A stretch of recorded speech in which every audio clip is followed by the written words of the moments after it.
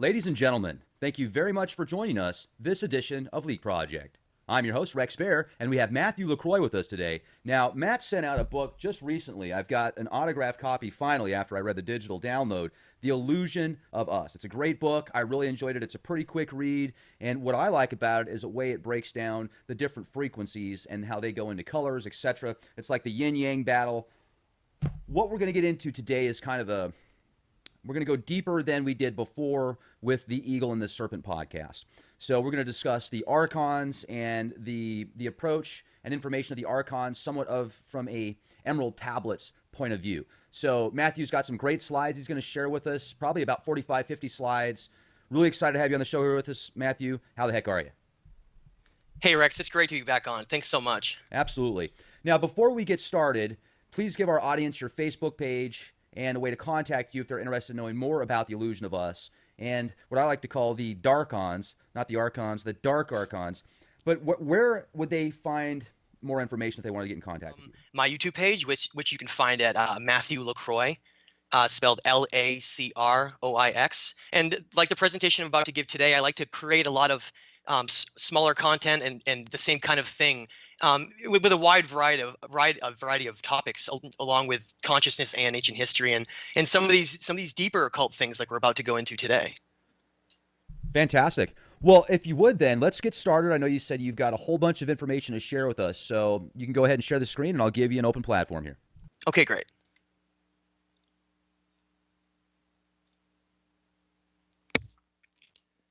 All right, so last time we reviewed the Battle of the Eagle and the Serpent, and there's a lot of things that we need to fill in to truly understand this story of us and the story of kind of how we got here.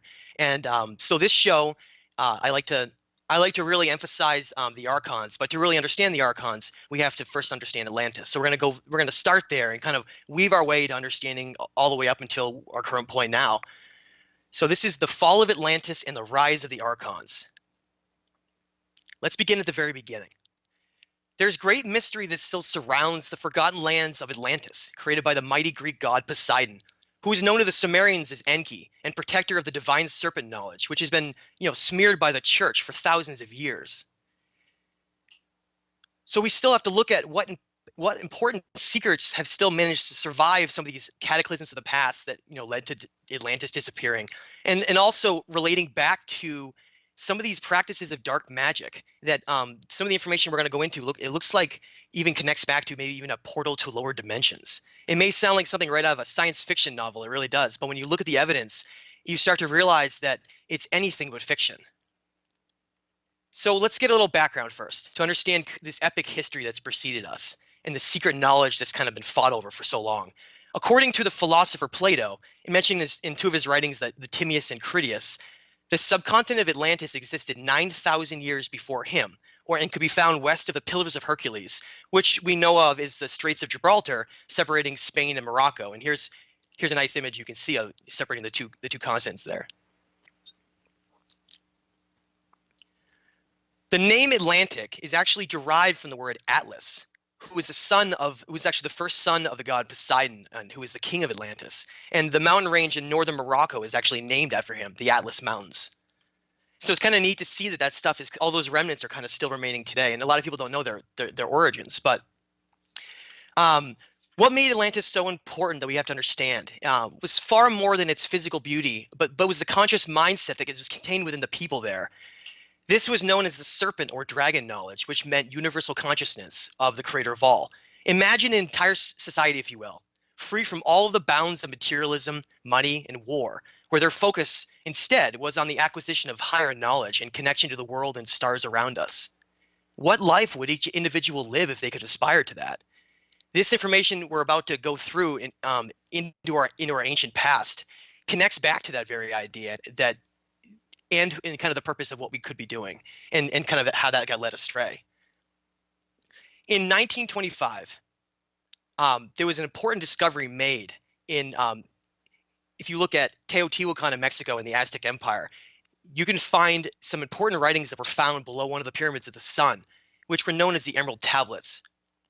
And if you go to Teotihuacan and you look at the site, you find vast underground areas underneath the pyramids. And in one of those chambers, as I said, in 1925, there was a pyramid priest and a researcher who's named Dr. Doriel, who uncovered these ancient tablets that we know of as the Emerald Tablets.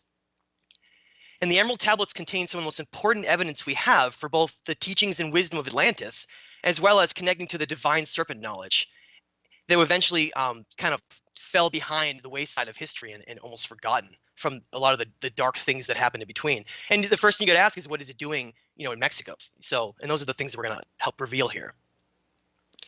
So Dr. Doriel, using his deep knowledge, when he acquired these tablets, he translated these, and they found that Matthew, the let me tablets, jump in real quick. Go ahead. You can click that box off on your screen.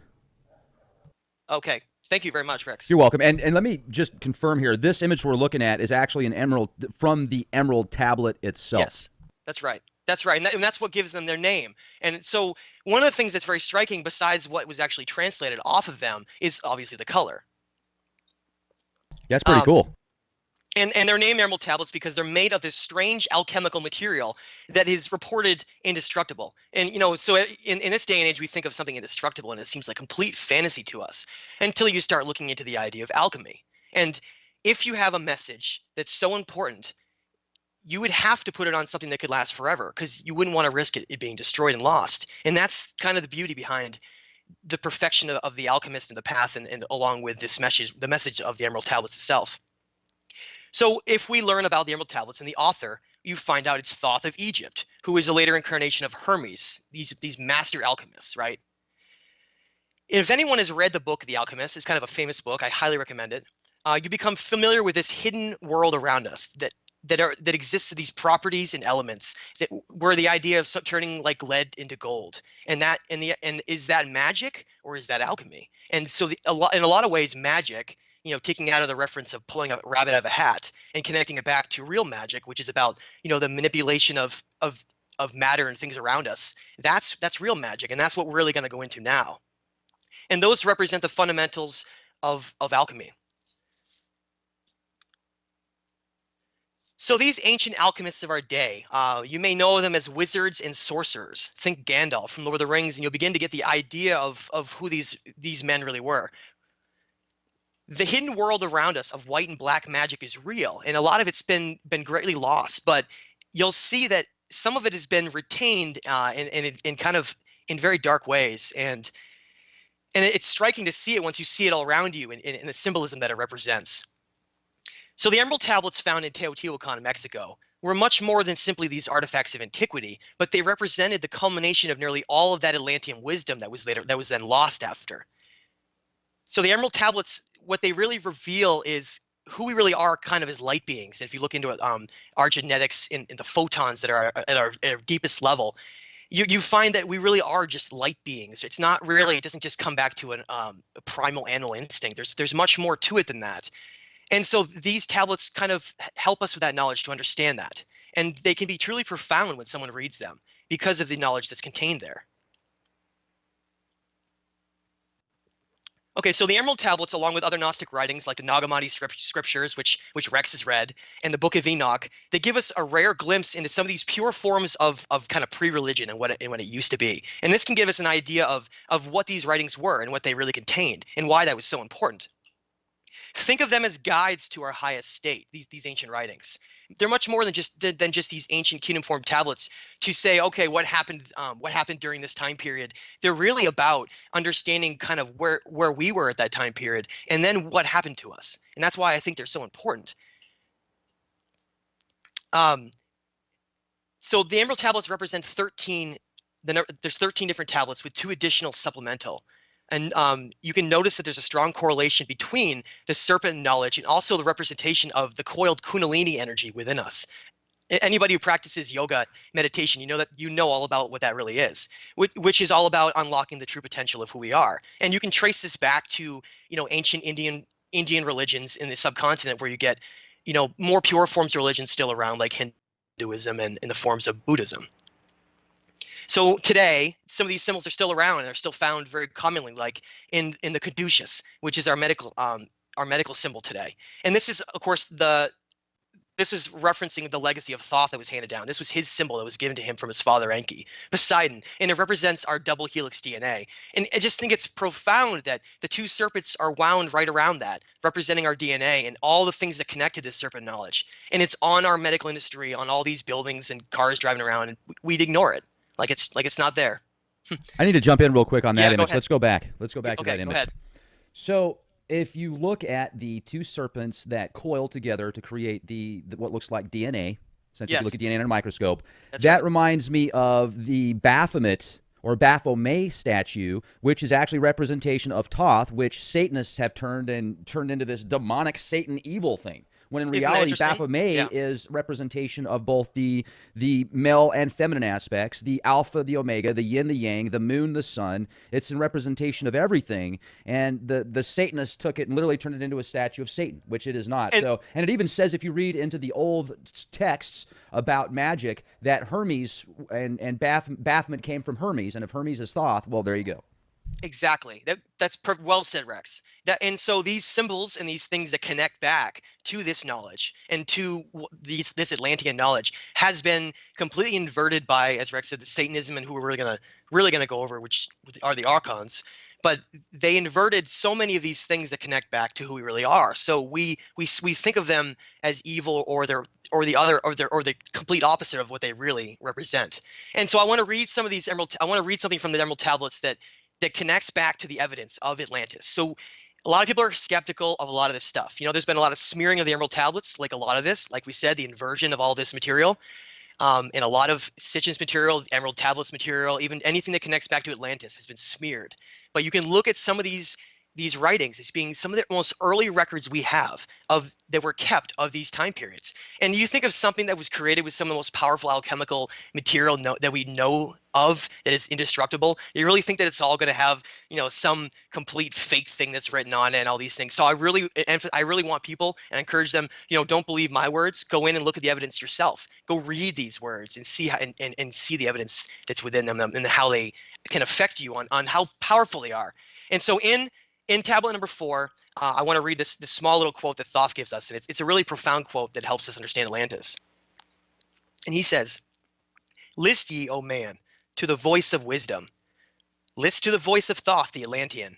A long time ago, in my childhood, lay 'neath the stars on long-buried Atlantis, dreaming of mysteries far above men. Then in my heart grew there a great longing to conquer the pathway that led to the stars. Year after year I sought after wisdom, seeking new knowledge, following the way until at last my soul, in travail, broke from the bondage of earth man. Unlocked at last from me was the star space, free was I from the bondage of night. Now to the end of the space sought I wisdom, far beyond the knowledge of infinite man." Thoth answers many important questions about the truth of Atlantis, and even the purpose of our existence here in this reality. Understanding that our physical body is merely a host for our consciousness provides a necessary means to break through what has been termed the veil of our reality. Just think about what our future and timeline would have been like if this knowledge of the serpent had reigned through the minds of our society now. How would people act to one another if they knew that they're all simply energy housed in this third-dimensional avatar, having this experience of life? So, what happened to Atlantis in this knowledge? Well, according to the records, over great time, jealousy and greed built up by some of the brothers of the eagle, those loyal to Zeus, known as Enlil, who did not have the same interest in this higher knowledge being given to mankind. Zeus, Enlil, used to call early mankind the beasts. It gives you an idea. So you can imagine how the gods would feel like that, with that kind of mentality, if they found out that our genetics secretly would aspire us to reach their level or even higher. And so that really gives a part of why a lot of those things have happened, and some of the greed that's gone into our history. So they always deemed it unacceptable that we were going to reach the state of godlyhood. So all this manipulation has simply been to keep us so we never can reach that state.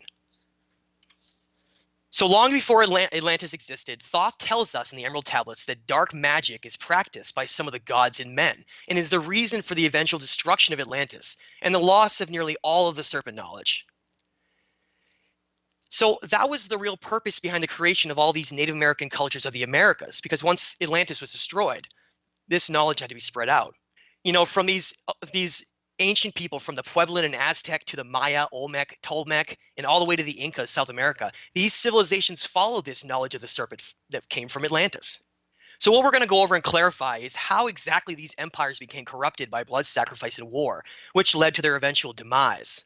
On Emerald Tablet number 8, Thoth gives us profound insight into these events that led to the fall of Atlantis and this rise of the Archons. So he says in tablet number 8, far in the past, before Atlantis existed, men there who delved into darkness using dark magic, calling up beings from the great deep below us. Forth came they into our cycle. Formless they were, of another vibration, existing unseen by children of earth men. Only through blood could they have form being. Only through man could they live in the world. In ages past were they conquered by masters, driven below to the place whence they came. But some there who remained, hidden in spaces and plains unknown to man. Lived they in Atlantis as shadows, but at times they appeared among men.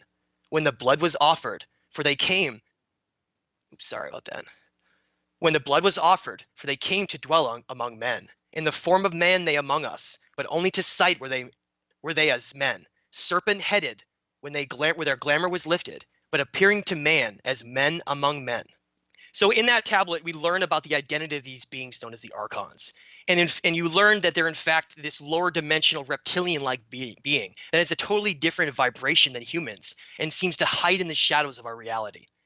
I would like to point out that this has nothing to do with the divine serpent knowledge, but rather a physical identifying trait for these beings.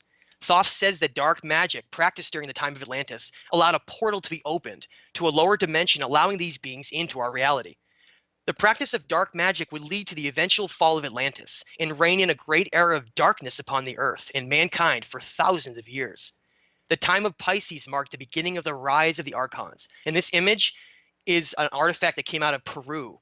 And it's if you look at all the artifacts that have come out of a lot of the artifacts that come out of the Americas that represent the Atlantean serpent dragon knowledge, it's none of them reference back and look similar to this. This is completely on its own, and many researchers that go into this believe that this is actually referencing an Archon, kind of a dark reptilian species.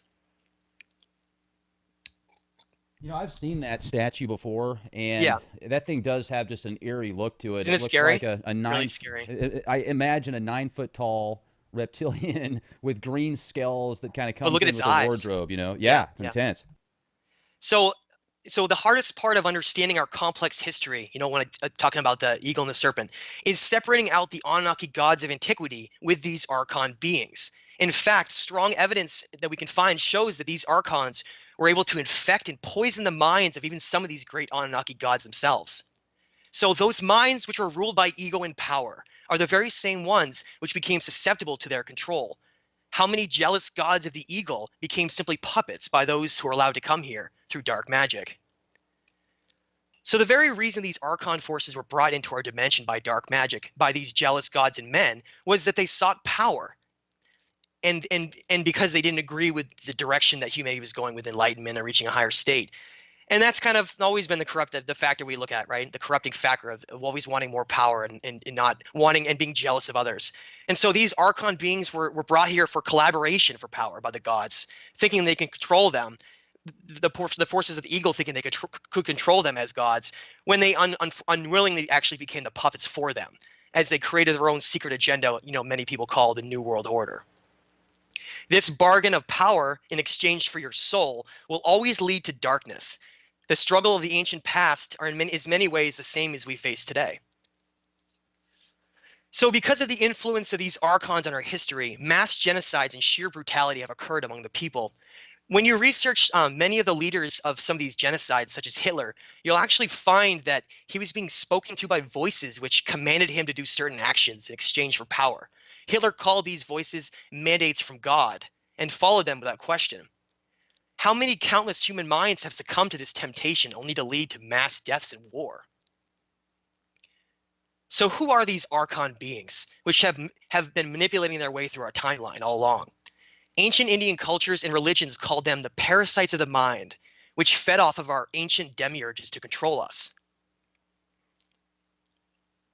So in the Book of Enoch, which is simply another Atlantean writing, it identifies these dark beings as the Archons and names them and actually gives them a name. That's where we learn it from. And if you learn who Enoch was writing the Book of Enoch, you see that it's the same author as Emerald Tablets, and that's how we know that their name is the Archons. And that's the same. It's the same beings that's talked about by Thoth.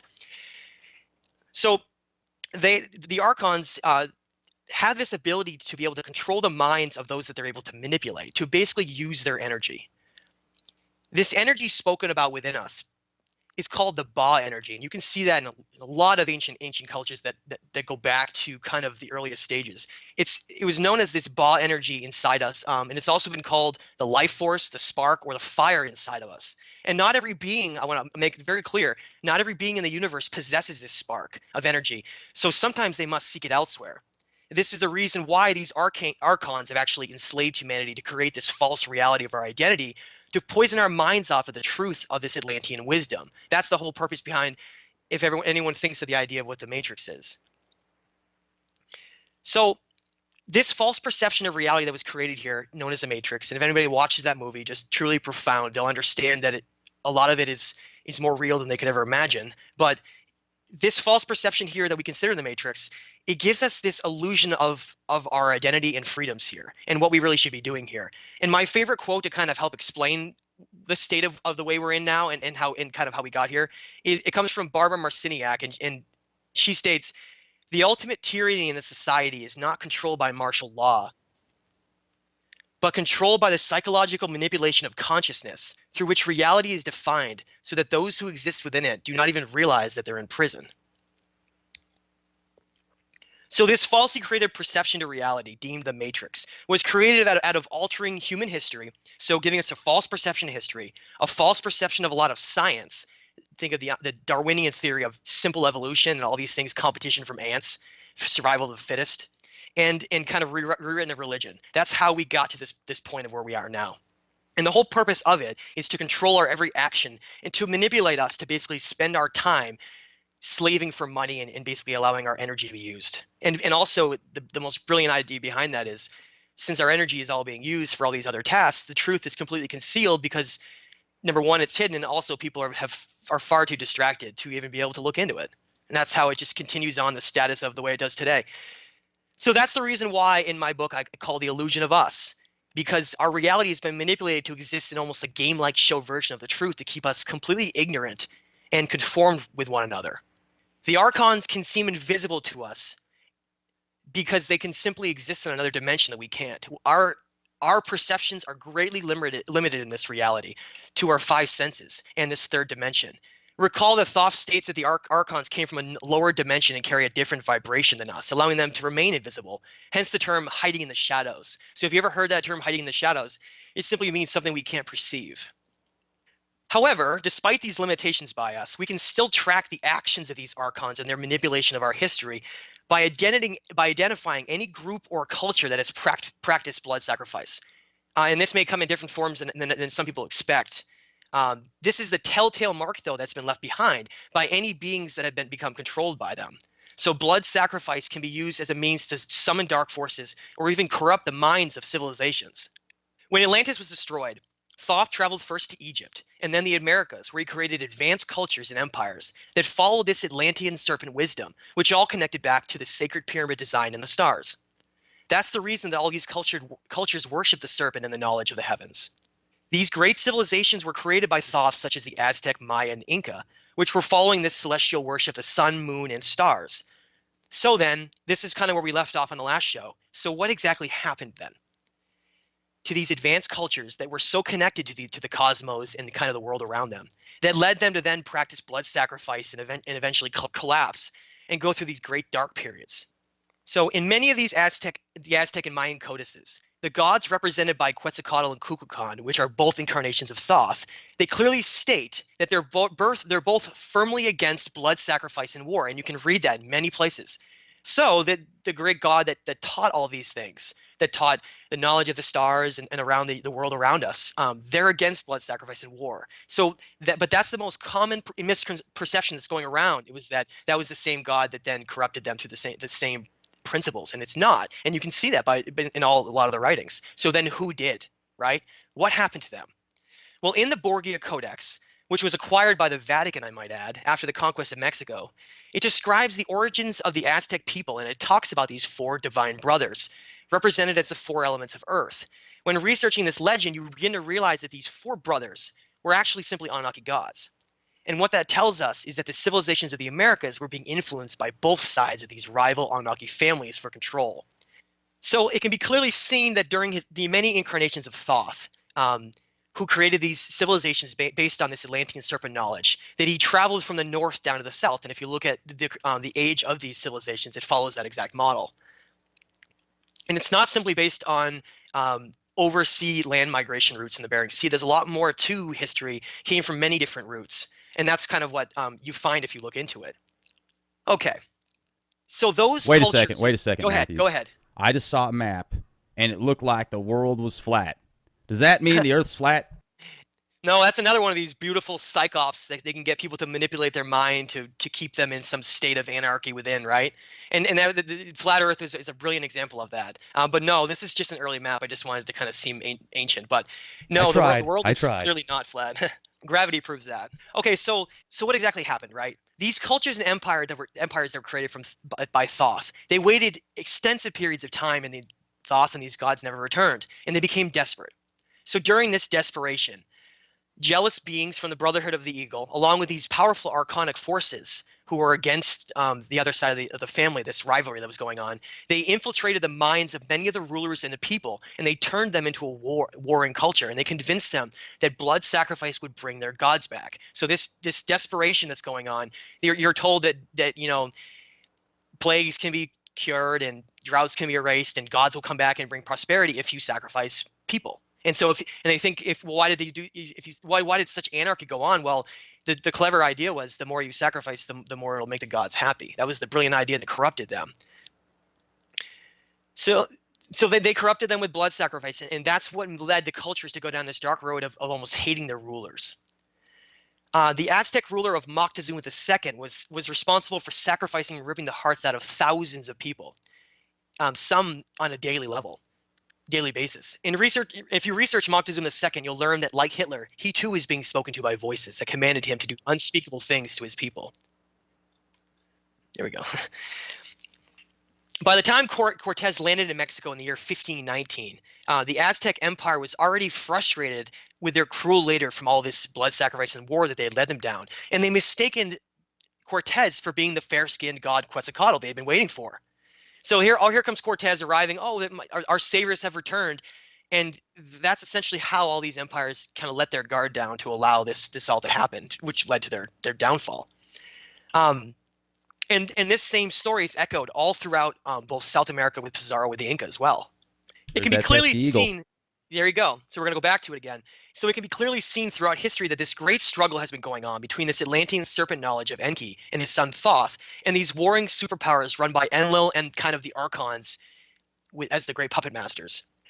Much of this important knowledge has been lost and destroyed, and of course just these fragments are left from these great empires and these places that kind of tell this story. So by following this evidence, we kind of reveal the real truth behind what happened. And I want to make note, a very important image that I hope it's going to probably offend a few people, but the truth that has to be followed is completely based on evidence only, and you must go where the evidence resides.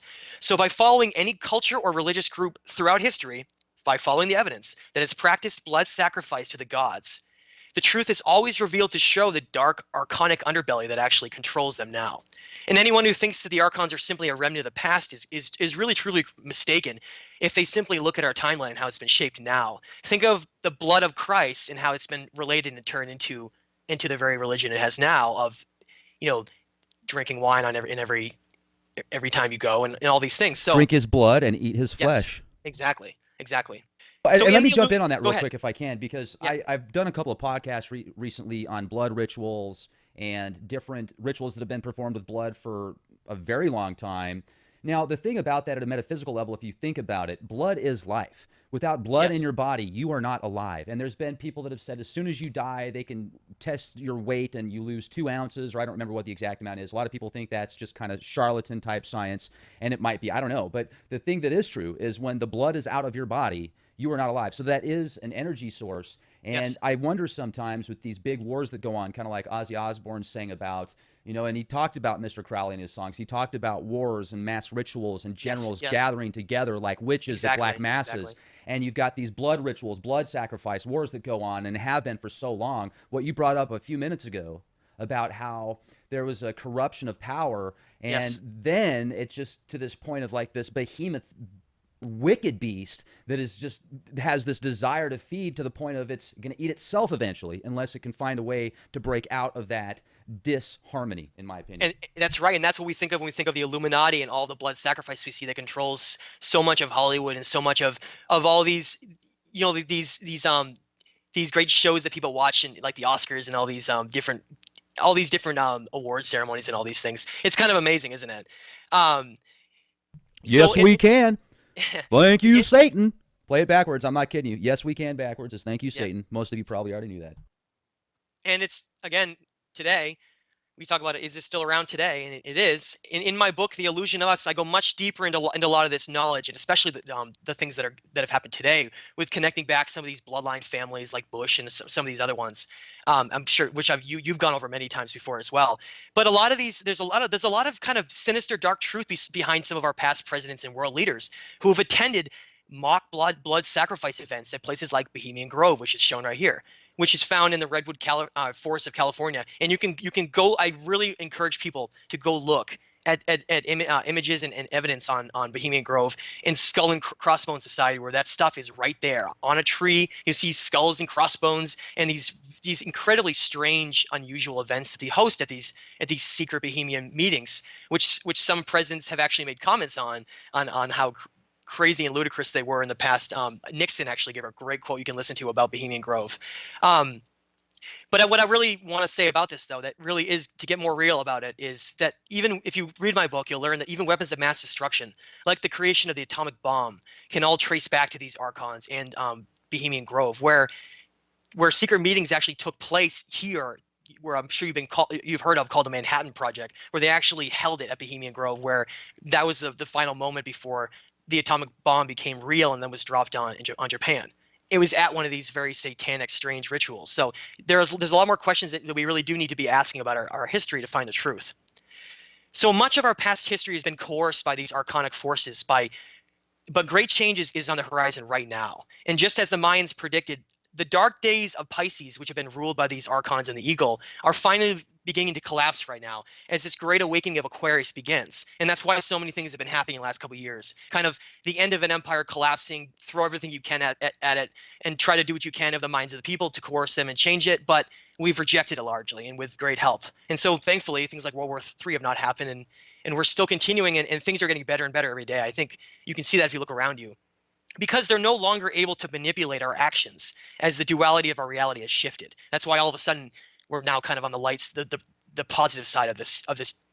If you look around and all the things that are going on in the world, it really is changing dramatically. Let me jump in on that note real quick too, because I'm certainly hoping for the best, and I have this optimistic outlook. And there's still something deep in the pit of my gut that's saying, "Isn't this weird? This is like the quiet before the storm." People are There's a lot of things that are about to happen, Rex. Change. People are saying things are good. People are saying we're going to see America great again. We're going to see all these companies that have poisoned people for years with vaccines go down, and it's going to be kumbaya. And I have a bad feeling that when people get lured into this trap, it's all of a sudden going to be boom, and people will be like, "What the hell just happened, man? I have no power in my house. I have no water coming out of my faucet. What's going on? The electrical grid is down. I can't get on the internet."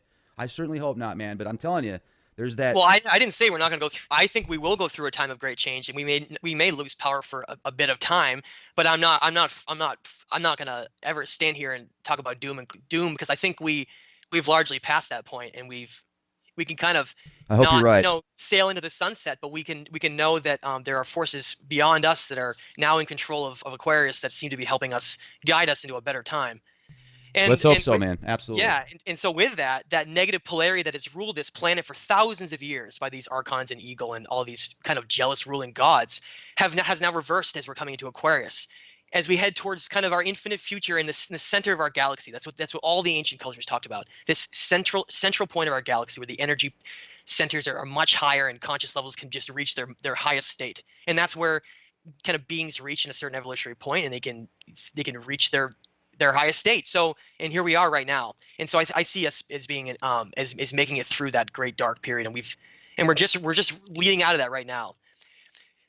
The important thing to remember is that the dark days of the past have nothing to do with the future, because remember, now is all that matters. So even though these dark things have happened in the past and you can research them and find the truth, don't let them control you. You just simply move on, and just don't let their chains kind of control your future. You just kind of make the future known, the past known, and you just kind of move on with your own future.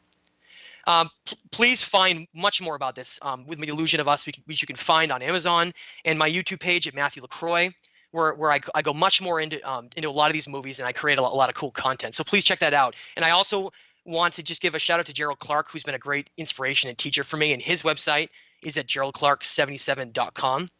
And thank you very much, Rex, for having me on to allow all of this material to come out. Hey, yeah, my pleasure, man. It's great to hear what you have to say. I like the slides you put together. I also like the information you put behind that. And I would recommend also, ladies and gentlemen, go to leakproject.com if you want to see exclusive content. If you haven't become a member at youtube.com/clandestine time lord, make sure to do so. You'll get access to all the latest podcasts, absolutely free. And I want to give a big shout out to one of our sponsors, getthetea.com. I was very selective when I picked sponsors. These guys, their health products are fantastic. I've been taking their super tea in pill form, and I love it. I think this stuff is awesome. They've also got super teas that you can drink. They've got other detox products. Just check it out, getthetea.com. Be the change you want to see, and question everything. Thanks a lot, Matthew. This was great. Thanks so much.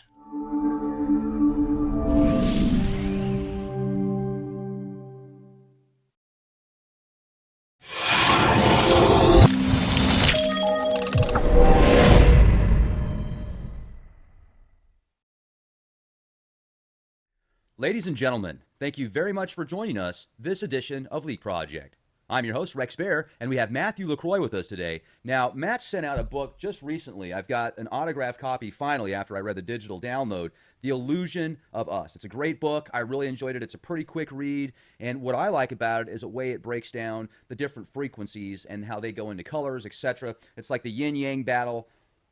What we're going to get into today is kind of we're going to go deeper than we did before with the Eagle and the Serpent podcast. So we're going to discuss the Archons and the approach and information of the Archons somewhat from a Emerald Tablets point of view. So Matthew's got some great slides he's going to share with us, probably about 45, 50 slides. Really excited to have you on the show here with us, Matthew. How the heck are you? Hey, Rex. It's great to be back on. Thanks so much. Absolutely. Now, before we get started, please give our audience your Facebook page and a way to contact you if they're interested in knowing more about The Illusion of Us and what I like to call the Darkons, not the Archons, the Dark Archons.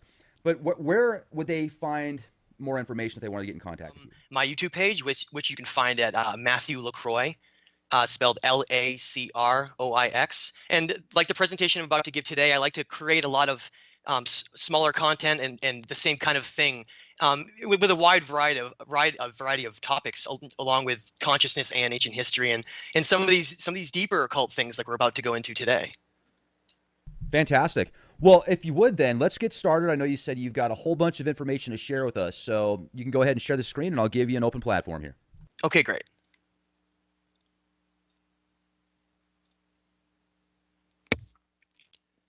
All right, so last time we reviewed the battle of the eagle and the serpent, and there's a lot of things that we need to fill in to truly understand this story of us and the story of kind of how we got here. And so this show, I like to really emphasize the Archons, but to really understand the Archons, we have to first understand Atlantis. So we're gonna start there and kind of weave our way to understanding all the way up until our current point now. So this is the fall of Atlantis and the rise of the Archons. Let's begin at the very beginning. There's great mystery that still surrounds the forgotten lands of Atlantis, created by the mighty Greek god Poseidon, who is known to the Sumerians as Enki and protector of the divine serpent knowledge, which has been, smeared by the church for thousands of years. So we still have to look at what important secrets have still managed to survive some of these cataclysms of the past that led to Atlantis disappearing, and also relating back to some of these practices of dark magic that some of the information we're going to go into, it looks like even connects back to maybe even a portal to lower dimensions. It may sound like something right out of a science fiction novel, it really does, but when you look at the evidence, you start to realize that it's anything but fiction. So let's get a little background first to understand this epic history that's preceded us and the secret knowledge that's kind of been fought over for so long. According to the philosopher Plato, he mentioned this in two of his writings, the Timaeus and Critias, the subcontinent of Atlantis existed 9,000 years before him, and could be found west of the Pillars of Hercules, which we know of is the Straits of Gibraltar separating Spain and Morocco. And here's a nice image you can see of separating the two continents there. The name Atlantic is actually derived from the word Atlas, who was actually the first son of the god Poseidon, and who was the king of Atlantis. And the mountain range in northern Morocco is actually named after him, the Atlas Mountains. So it's kind of neat to see that stuff all those remnants are kind of still remaining today. And a lot of people don't know their origins. But what made Atlantis so important that we have to understand was far more than its physical beauty, but was the conscious mindset that was contained within the people there. This was known as the serpent or dragon knowledge, which meant universal consciousness of the creator of all. Imagine an entire society, if you will, free from all of the bounds of materialism, money, and war, where their focus instead was on the acquisition of higher knowledge and connection to the world and stars around us. What life would each individual live if they could aspire to that? This information we're about to go through into our ancient past connects back to that very idea and kind of the purpose of what we could be doing and kind of how that got led astray. In 1925, there was an important discovery made in, if you look at Teotihuacan in Mexico and the Aztec Empire, you can find some important writings that were found below one of the pyramids of the sun, which were known as the Emerald Tablets. And if you go to Teotihuacan and you look at the site, you find vast underground areas underneath the pyramids. And in one of those chambers, as I said, in 1925, there was a pyramid priest and researcher who's named Dr. Doriel, who uncovered these ancient tablets that we know of as the Emerald Tablets. And the Emerald Tablets contain some of the most important evidence we have for both the teachings and wisdom of Atlantis